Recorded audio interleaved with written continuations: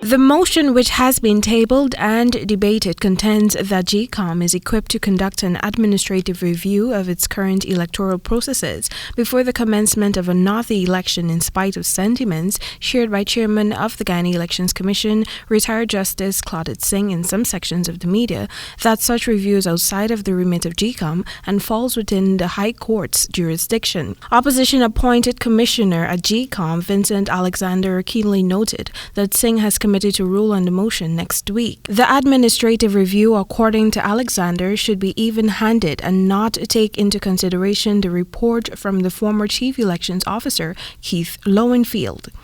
To this end, Alexander, who spoke with Nightly News via telephone on Thursday, pointed out that an efficient review of the Guyana Elections Commission requires persons with organizational, operational, and information technology IT management knowledge, considering that members of the International Commission of Inquiry, recently established by President Irfaan Ali, are all legal practitioners. He also shared that since the Commission of Inquiry was implemented, there has been no communication between the commissioners from either side of the divide. In addition, he contended that the Commission of Inquiry is limited in its expertise to review the operation of Gecom and the conduct of an election.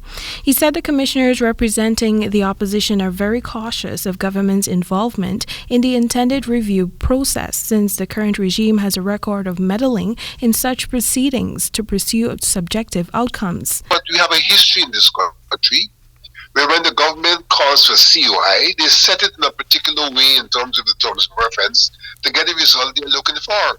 The Rodney Commission is a good example where the government went and brought somebody whose disposition to Rodney was known, who had come to Guyana, spoken at a memorial service for Rodney, blamed the PNC and all of that in his speech, and then they brought him to be the person to determine the COI.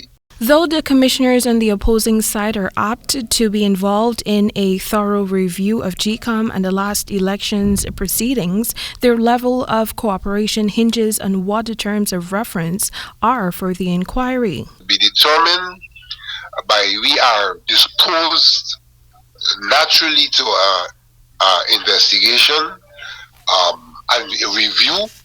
We are naturally disposed, but we have to look to see what are the shenanigans involved.